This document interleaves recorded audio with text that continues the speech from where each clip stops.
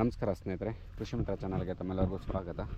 ಹಳೆ ವಿಡಿಯೋದಲ್ಲಿ ಬೀನ್ಸ್ನಲ್ಲಿ ಬರುವಂತಹ ಕಳೆಗಳ ನಿರ್ವಹಣೆ ಬಗ್ಗೆ ತಮಗೆ ಮಾಹಿತಿ ಕೊಟ್ಟಿದೆ. ಈಗ ಅದೇ ಬೀನ್ಸ್ನಲ್ಲಿ ಮೇಜರಾಗಿ ಕಾಣಿಸ್ಕೊಳ್ಳುವಂತಹ ಅದೇ ಈ ಕ್ಲೈಮೇಟಲ್ಲಿ ಈ ಒಂದು ವಾತಾವರಣದಲ್ಲಿ ಬರುವಂತಹ ಒಂದು ಮೇಜರ್ ಸಮಸ್ಯೆ, ಒಂದು ಏನು ಡಿಸೀಸನ್ನು ತಮಗೆ ತಿಳಿಸೋಣ ಅಂತ ನಾನು ಈ ವಿಡಿಯೋ ಮಾಡ್ತಾಯಿದ್ದೀನಿ. ಆ ಸಮಸ್ಯೆ ಅಂದರೆ ಆ ರೋಗವನ್ನು ಯಾವ ರೀತಿ ನಾವು ಕಂಡುಹಿಡಿಯಬೇಕು, ಆ ರೋಗ ಬಂದಾಗ ನಾವು ಯಾವ ರೀತಿ ಹತೋಟಿ ಕ್ರಮಗಳನ್ನು ನಾವು ಪಾಟಿಸಬೇಕು, ಅದರ ಜೊತೆಗೆ ಅದನ್ನು ಯಾವ ರೀತಿ ನಿರ್ವಹಣೆ ಮಾಡಬೇಕು ಅನ್ನೋದ್ರ ಬಗ್ಗೆ ತಮಗೆ ತಿಳಿಸ್ತೀನಿ. ನೋಡಿ, ಇವಾಗ ತಾವು ಈ ಬೀನ್ಸ್ನ ನೋಡ್ತಾ ಇದ್ದೀರಲ್ಲ, ಮೇಲೆ ನಾವು ನೋಡ್ತಾ ಇದ್ದರೆ ಯಾವುದೇ ರೀತಿಯಾದಂತಹ ಸಮಸ್ಯೆ ಇಲ್ಲ ಅನ್ನೋದು ನಿಮ್ಗೆ ಕಾಣುತ್ತೆ. ನೋಡಿ, ಎಷ್ಟೊಂದು ಹೆಲ್ತಿಯಾಗಿ ಕಾಣ್ತಿದ್ದಾವೆ ಗಿಡಗಳು. ಸೊ ಮೇಲ್ಮುಖವಾಗಿ ಎಲೆಗಳ ಮೇಲೆ ಯಾವುದೇ ರೀತಿಯಾದಂತಹ ಸಮಸ್ಯೆ ನಮಗೆ ಕಾಣಿಸ್ಕೊಳ್ತಾ ಇಲ್ಲ. ಹಾಗಂತ ಹೇಳಿ ನಾವೇನಾದರೂ ಸ್ವಲ್ಪ ನೆಗ್ಲಿಜೆನ್ಸಿ ಏನಾದರೂ ತೋರಿಸಿದ್ದೀವಿ ಅಂದರೆ ಖಂಡಿತ ನೀವು ತುಂಬ ಬೆಲೆಯನ್ನು ತೆತ್ತಬೇಕಾಗುತ್ತೆ. ಯಾಕಂದರೆ ಇದರಲ್ಲಿ ಬರುವಂಥ ಒಂದು ತುಂಬ ಸಾಮಾನ್ಯವಾಗಿ ಬೀನ್ಸಲ್ಲಿ ಕಾಣಿಸ್ಕೊಳ್ಳುವಂತಹ ಒಂದು ರೋಗ ಆದರೂ ಇದು ತುಂಬ ಸ್ಪೀಡಾಗಿ ಸ್ಪ್ರೆಡ್ ಆಗುತ್ತೆ, ಅದೇ ರೀತಿ ಬೇಗ ಬೆಳೆನ ಹಾನಿಗೊಳಿಸ್ತದೆ. ನೋಡಿ, ತಮಗೆ ಇವಾಗ ಮೇಲೆ ಎಲೆಗಳ ಮೇಲೆ ಯಾವುದೇ ರೀತಿಯಾದಂತಹ ರೋಗ ಲಕ್ಷಣ ಕಾಣಿಸ್ಕೊಳ್ತಾ ಇಲ್ಲ, ತುಂಬ ಚೆನ್ನಾಗಿ ಹೆಲ್ತಿಯಾಗಿ ಕಾಣ್ತಿದ್ದಾವೆ. ಈ ಹೆಲ್ತಿಯಾಗಿ ಕಾಣ್ತಿರ್ತಕ್ಕಂಥ ಎಲೆಗಳನ್ನು ನೋಡಿ ನಾವು ಯಾಮಾರಿದ್ದೀವಿ ಅಂದರೆ ತುಂಬ ಪ್ರಾಬ್ಲಮ್ ಆಗುತ್ತೆ ಬೆಳೆಗೆ. ಅದೇ ರೀತಿ ಕೆಳಗಡೆಗೆ ಬನ್ನಿ, ಕೆಳಗಡೆ ಎಲೆಗಳ ಮೇಲೆ ಒಂದು ಸಲ ನೋಡಿ, ಕಾಣ್ತಿದೆಯಾ? ಸ್ವಲ್ಪ ಬಿಸಿಲಿದೆ, ಸೊ ನಿಮಗೆ ವಿಜುವಲ್ ಸರಿಯಾಗಿ ಕಾಣ್ತಿದೆಯಲ್ಲ ಗೊತ್ತಿಲ್ಲ, ತೋರಿಸ್ತೀನಿ ನೋಡಿ. ಈ ಎಲೆಗಳ ಮೇಲೆ ನಿಮ್ಗೆ ಕಾಣ್ತಿದೆಯಲ್ಲ, ಕೆಂಪು ಕಂದು ಬಣ್ಣದ ಚುಕ್ಕೆಗಳು ಕಾಣಿಸ್ತಾ ಇರ್ತವೆ ನೋಡಿ, ಕಾಣ್ತಾ? ಈಗ ನೋಡಿ, ಈ ರೀತಿ ಏನಾದರೂ ಕಾಣಿಸ್ಕೊಳ್ತಿದ್ದಾವಂದರೆ ನಿಮ್ಮ ಬೀನ್ಸ್ ಬೆಲೆ ತುಂಬ ಅಪಾಯದಲ್ಲಿ ಸಿಲುಕ್ತಿದೆ ಅನ್ನೋದೊಂದು ಸೂಚನೆ. ಅದೇ ರೀತಿ ಆ ಎಲೆನ ನೀವು ಒಂದು ಸಲ ತಿರುಗಿಸಿ ನೋಡಿ. ಗೊತ್ತಾಯ್ತಾ? ಇದನ್ನು ನಾರ್ಮಲ್ಲಾಗಿ ಟೆಕ್ನಿಕಲಾಗಿ ಕರಿಬೇಕಂದ್ರೆ ರಸ್ಟ್ ಅಂತ ಕರಿತೀವಿ. ಅದೇ ರೀತಿ ರೂರಲಾಗಿ ಜನರ ಒಂದು ಆಡು ಭಾಷೆಯಲ್ಲಿ ಅಂದರೆ ರೈತರ ಒಂದು ಭಾಷೆಯಲ್ಲಿ ಕರಿಬೇಕಾದ್ರೆ ಇದು ಕಾಫಿ ಪುಡಿ ರೋಗ ಅಂತಾರೆ ರೈತರು. ನೋಡ್ತಿದ್ದೀರಲ್ಲ, ನೋಡಿ ಯಾವ ರೀತಿ ಸ್ಪ್ರೆಡ್ ಆಗ್ತಿದೆ ಅಂತ. ಇದು ಮೇಜರಾಗಿ ಆಗಲಿಕ್ಕೆ ಈ ರೋಗ ಲಕ್ಷಣ ಬರಲಿಕ್ಕೆ ಕಾರಣ ನಾವು ಯಥೇಚ್ಛವಾಗಿ ನೀರು ಕೊಡೋದಾಗಿರ್ಬೋದು, ಇಲ್ಲ ಈ ಮಂಜು ಜಾಸ್ತಿ ಬಿದ್ದು ಬೆಳೆಗಳ ಮೇಲೆ ನೀರನ್ನೋದು ನಿಂತ್ಕೊಂಡು ಮತ್ತು ಅದರ ಜೊತೆಗೆ ನಾವು ನೀರು ಏನು ಜಾಸ್ತಿ ಕೊಡ್ತೀವಿ ಅದ್ರ ಮುಖಾಂತರ ಇದು ಸ್ವಲ್ಪ ಅದರ ಪ್ರಭಾವವನ್ನು ತುಂಬ ಜಾಸ್ತಿ ಬೀರ್ತದೆ. ಸೊ ಇದನ್ನು ನಾವು ಹತೋಟಿ ಮಾಡ್ಕೋಬೇಕಾಗುತ್ತೆ. ಖಂಡಿತ ನೀವೇನಾದರೂ ಈ ಥರ ಕಾಣಿಸ್ಕೊಂಡಿದ್ದಂತಹ ಈ ರೋಗ ಲಕ್ಷಣವನ್ನು ನೀವೇನಾದರೂ ನೆಗ್ಲೆಕ್ಟ್ ಮಾಡಿಬಿಟ್ಟು ಒಂದು ವಾರ ಏನಾದರೂ ಅದೇ ರೀತಿ ನೀರು ಕೊಡ್ತಾ ಅದೇ ರೀತಿ ಅದಕ್ಕೆ ಏನೇ ಸ್ಪ್ರೇ ಹೊಡೆದಿರ ನೀವು ಹಂಗೆ ಇದ್ದರೆ ಖಂಡಿತ ನಿಮ್ಮ ಬೆಲೆ ಅನ್ನೋದು ಒಂದು ವಾರದಲ್ಲಿ ಕಂಪ್ಲೀಟಾಗಿ ಎಲ್ಲನೂ ಸಹ ಸ್ಪ್ರೆಡ್ ಆಗೋಗುತ್ತೆ. ಸೊ ಇದನ್ನು ನೀವು ಏನು ಮಾಡಬೇಕಾದ್ರೆ ಮೊದಲು ನೀರನ್ನ ಕೊಡೋದು ಸ್ವಲ್ಪ ಕಮ್ಮಿ ಮಾಡಬೇಕು. ಸೊ ಕಮ್ಮಿ ಮಾಡಿದ ನಂತರ ಇದಕ್ಕೆ ಆದಂಥ ಕೆಲವೊಂದು ಪ್ರಾಡಕ್ಟ್ಸ್ ಅನ್ನೋದು ಇದ್ದಾವೆ, ಕೆಮಿಕಲ್ಸ್ ಅನ್ನೋದು ಸ್ಪ್ರೇ ಇದೆ, ಫಂಗಿಸೈಡ್ಸ್ ಅನ್ನೋದು. ಅದರಲ್ಲಿ ಮೊದಲನೇದಾಗಿ ತುಂಬ ಜನ ರೈತರಿಗೆ ಗೊತ್ತಿರ್ತಕ್ಕಂಥ ಒಂದು ಫಂಗಿಸೈಡು ಮತ್ತು ತುಂಬ ಜನಕ್ಕೂ ಗೊತ್ತಿರ್ತಕ್ಕಂಥದ್ದು, ಇದಕ್ಕೆ ಈ ರೋಗ ಬಂದರೆ ಏನು ಸ್ಪ್ರೇ ಮಾಡಿಕೊಂಡ್ರೆ ಉತ್ತಮ ಅಂತ ಹೇಳ್ಬಿಟ್ಟು ನೋಡಿ, ಬಾಯರ್ ಕಂಪ್ನಿಯವ್ರದ್ದು ನೇಟಿವ್ ಅಂತ.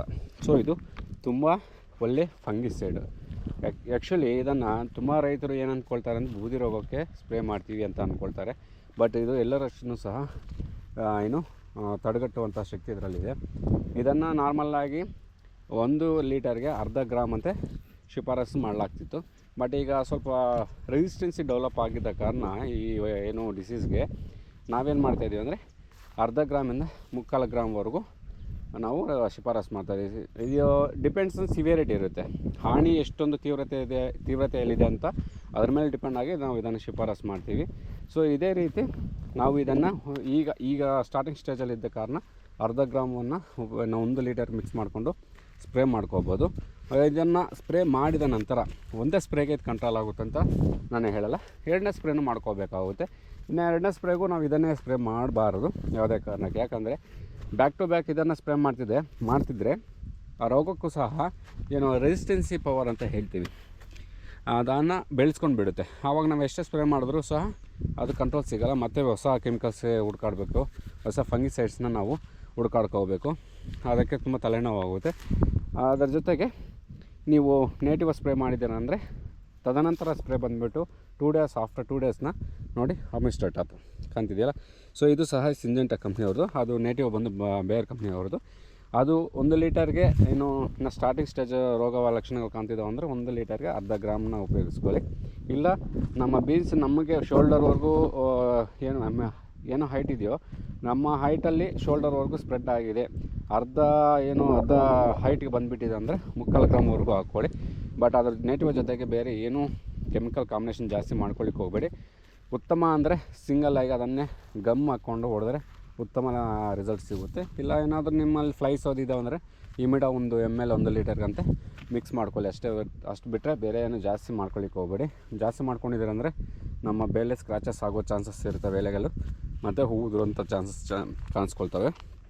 ಸೊ ಅನಂತರ ಹೇಳಿದ್ನಲ್ಲ ಅಮಿಸ್ಟರ್ ಟಾಪು, ಇದು ಬಂದುಬಿಟ್ಟು 1 ಲೀಟರ್ಗೆ 1 ml ಅಂತ ಉಪಯೋಗಿಸ್ಕೊಳ್ಳಿ. ಖಂಡಿತ ನಿಮ್ಮ ಬೀನ್ಸ್ ಬೆಳೆಗೆ ಬಂದಿರತಕ್ಕಂಥ ರಸ್ಟ್, ನಾವು ಏನು ಕಾಫಿ ಪುಡಿ ರೋಗ ಅಂತೀವೋ ಅದು ಹತೋಟಿಗೆ ಬರುತ್ತೆ. ಬಟ್ 2 ಫಂಗಿಸೈಡಲ್ಲೂ ಸಹ ನೀವು ಗಮ್ಮನ್ನು ಯೂಸ್ ಮಾಡ್ಕೊಳ್ಳಿ. ಗಮ್ಮಲ್ಲಿ ಸಹ ಪೆನೆಟ್ರೇಟರ್ ಅಂತ ಸಿಗುತ್ತೆ. ಅಂದರೆ ಪೆನೆಟ್ರೇಟರ್ ಅಂದರೆ ನಾವು ಮಿಕ್ಸ್ ಮಾಡಿರ್ತಕ್ಕಂಥ ಗಮ್ ಏನಿರುತ್ತೋ ಔಷಧಿ ಜೊತೆ ಆ ಔಷಧಿಯನ್ನು ಪ್ಲಾಂಟ್ ಒಳಗಡೆ ಎಲ್ಲ ಪಾರ್ಟ್ಸ್ಗೂ ತಲುಪಿಸುವಂತಹ ಒಂದು ತಂತ್ರಜ್ಞಾನ ಅದಕ್ಕಿರುತ್ತೆ. ಸೊ ತಂತ್ರಜ್ಞಾನ ಅನ್ನೋಕ್ಕಿಂತ ಅದು ಲಕ್ಷಣ ಹಂಗೆ ಇರುತ್ತೆ ಗಮ್ಗೆ. ಸೊ ಅದನ್ನು ಯೂಸ್ ಮಾಡ್ಕೊಳ್ಳೋದು ಉತ್ತಮವಾದ್ದು. ಯೂಸ್ ಮಾಡ್ಕೊಂಡು ಸ್ಪ್ರೇ ಮಾಡಿಕೊಂಡ 1-3-4 ದಿನಕ್ಕೆ ಖಂಡಿತ ಕಂಟ್ರೋಲ್ ಸಿಗುತ್ತೆ. ಬಟ್ ನೀವು ನೀರನ್ನ ಕೊಡೋದು ನಮ್ಮ ಹತ್ರ ಖಂಡಿತ ನೋಡ್ಕೊಂಡು ನೀರು ಕೊಡಬೇಕು. ನೀರಿದ್ದಾವೆ ಅಂತ ಹೇಳ್ಬಿಟ್ಟು ಯಥೇಚ್ಛವಾಗಿ ನೀರು ಕೊಡ್ತಾಯಿದ್ರೆ ಖಂಡಿತ ರೋಗ ಬೇಗ ಕಂಟ್ರೋಲ್ ಸಿಗೋಲ್ಲ.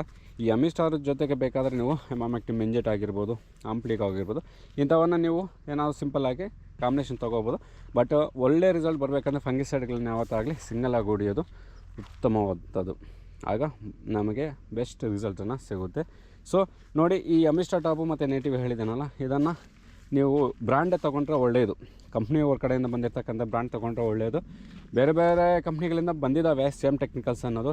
ಬಟ್ ಕಂಪ್ನಿ ಕಡೆಯಿಂದ ಬ್ರ್ಯಾಂಡ್ ಅಂದರೆ ಬ್ರ್ಯಾಂಡ್ ಅಲ್ವಾ. ಈಗ ಎಕ್ಸಾಂಪಲು ಎಲ್ಲ ಕಡೆಯಿಂದ ದಮ್ ಬಿರಿಯಾನಿ ಮಾಡ್ತಾರೆ, ಹೊಸಕೋಟೆಯಲ್ಲಿ ಸೇಮ್ ದಮ್ ಬಿರಿಯಾನಿ ಮಾಡ್ತಾರೆ. ಹಾಗಂತ ಹೇಳ್ಬಿಟ್ಟು ಅದು ದಮ್ ಬಿರಿಯಾನಿ ಇದು ದಮ್ ಬಿರಿಯಾನಿ ಅಂದರೆ ಟೇಸ್ಟ್ ಬೇರೆ ಇರೋದಲ್ಲ. ಸೊ ಅವ್ರದ್ದೇ ಮಸಾಲೆ ಅವ್ರದ್ದು ಬೇರೆ ಇರುತ್ತೆ, ಇವ್ರದ್ದೇ ಮಸಾಲೆ ಬೇರೆ ಇರುತ್ತೆ. ಸೊ ಎಕ್ಸಾಂಪಲ್ ಚೆನ್ನಾಗಿರಲ್ಲ ಅನಿಸುತ್ತೆ ಕಂಪ್ಯಾರಿಸನು. ಬಟ್ ನೋಡಿ, ಬ್ರ್ಯಾಂಡ್ ಅನ್ನೋದು ಯೂಸ್ ಮಾಡಿಕೊಂಡ್ರೆ ಒಳ್ಳೆ ರಿಸಲ್ಟ್ ಸಿಗ್ಬೋದು. ಬೇರೆ ಕಂಪ್ನಿ ಕಡೆಯಿಂದ ತಗೊಂಡ್ರು ಬಟ್ ಅಷ್ಟೊಂದು ಏನು ನಮ್ಗೆ ರಿಸಲ್ಟ್ ಬರೋಷ್ಟು ರಿಸಲ್ಟ್ ಕಾಣ್ತದಂತ ನಾನು ಹೇಳೋಕ್ಕಾಗಲ್ಲ. ಬಟ್ ಹತೋಟಿ ಆಗ್ತದೆ. ಬಟ್ ಬ್ರ್ಯಾಂಡ್ ನಮ್ಗೆ ಸಿಗುವಂಥದ್ದು ಎಲ್ಲ ಡೀಲರ್ಗಳ ಹತ್ರ ಬ್ರ್ಯಾಂಡ್ ಸಿಗ್ತವೆ. ಯಾಕಂದರೆ ಈ ಕಂಪ್ನಿಗಳಂದರೆ ಪ್ರತಿಯೊಬ್ಬರಿಗೂ ಡೀಲರ್ಗಳ ಹತ್ರ ಪರಿಚಯ ಇರುತ್ತೆ, ಅದು ಕೊಡ್ತಾರೆ. ಸೊ ದಯವಿಟ್ಟು ನೇಟಿವು ಇಲ್ಲ ಅಮಿಸ್ಟಾರನ್ನು ನೀವು ಸ್ಪ್ರೇ ಮಾಡ್ಕೊಳ್ಳೋ ಮುಖಾಂತರ ಈ ಬೀನ್ಸಲ್ಲಿ ಬರುವಂತಹ ಏನು ಈ ಕಾಫಿ ಪುಡಿ ರೋಗ ಅಂತ ಕರೀತಾರೆ, ಇಲ್ಲ ರಸ್ಟ್ ಅಂತ ಕರೀತಾರೆ, ಇಲ್ಲ ತುಕ್ಕು ರಸ್ಟ್ ಅಂದರೆ ಕನ್ನಡದಲ್ಲಿ ಸಹ ತುಕ್ಕು ಅಂತಾರಲ್ಲ, ತುಕ್ಕು ಹಿಡಿಯುವುದು ಅಂತ. ಈ ತುಕ್ಕು ಹಿಡಿಯೋ ರೋಗ ಅನ್ನೋದು ಸಹ ನಿಮಗೆ ಹತೋಟಿ ಸಿಗುತ್ತೆ. ಸರಿನಾ? ಸೊ ಇಷ್ಟು ಈ ರೋಗದ ಸಮಸ್ಯೆ ಮತ್ತು ಅದನ್ನು ಯಾವ ರೀತಿ ಕಂಟ್ರೋಲ್ ಮಾಡ್ಕೋಬೇಕಂತ ಮಾಹಿತಿ. ನಿಮಗೆ ಇದರ ಬಗ್ಗೆ ಏನಾದರೂ ಸಂದೇಹ ಇದ್ದು ಇಲ್ಲ ಮಾಹಿತಿ ಬೇರೆ ಏನಾದರೂ ಬೇಕಾದರೆ ದಯವಿಟ್ಟು ಕಾಮೆಂಟ್ ಮುಖಾಂತರ ತಿಳಿಸಿ. ಮತ್ತು ಈ ವಿಡಿಯೋ ಇಷ್ಟ ಆದರೆ ಲೈಕ್ ಮಾಡಿ ಮತ್ತು ಚಾನಲನ್ನು ಸಬ್ಸ್ಕ್ರೈಬ್ ಮಾಡ್ಕೊಳ್ಳೋದು ಮರ್ತೋಗ್ಬೇಡಿ. Thank you.